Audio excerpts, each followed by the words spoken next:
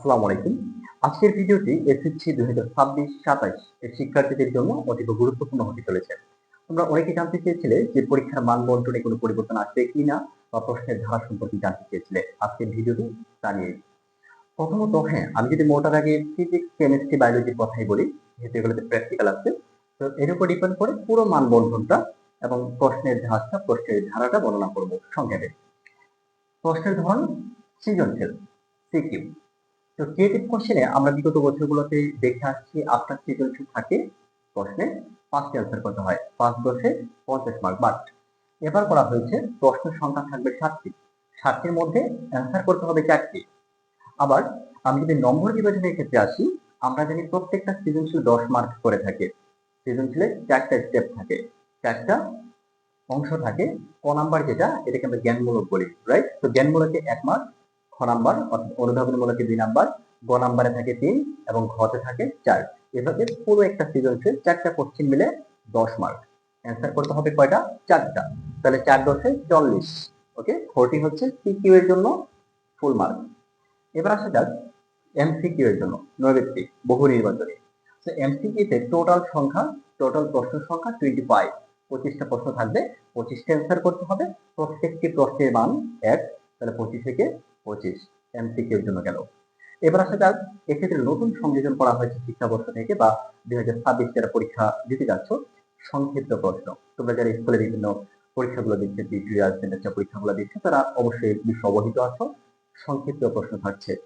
সংক্ষিপ্ত প্রশ্ন 5টি থাকবে, অ্যান্সার করতে হবে 7টি থাকবে, অ্যান্সার করতে হবে 5টি। প্রত্যেকটি প্রশ্নের মান 2। তাহলে 5টির জন্য 5 × 10, এটা সংক্ষিপ্ত প্রশ্ন গেল। এবার আসা যাক ব্যবহারিক প্র্যাকটিক্যাল। তো ব্যবহারিক সাধারণত 3-4টি অপশন দেওয়া থাকে। অপশন বলতে বোঝাচ্ছে অনেক সময় লটারি সিস্টেম করতে পারে, যে কেন্দ্রে থাকে, তো এই কেন্দ্রে এক্সটার্নাল টিচার যিনি থাকেন ওনার কন্ডিশন অনুযায়ী এটা করতে পারে, লটারি করতে পারে। কখনো তোমাকে একটা চুজ করতে বলা হলো, পরবর্তীতে বলছে তোমার যদি পছন্দ না হয় পরবর্তীতে আরেকটা চুজ করার, আরেকটা এক্সপেরিমেন্ট পরীক্ষা চয়েস করার সুযোগ থাকতে পারে। হ্যাঁ, তোমাকে প্র্যাকটিক্যালটা সম্পূর্ণ করতে হবে, লিখতে হবে বা পরীক্ষণ করে দেখাতে হবে একটি।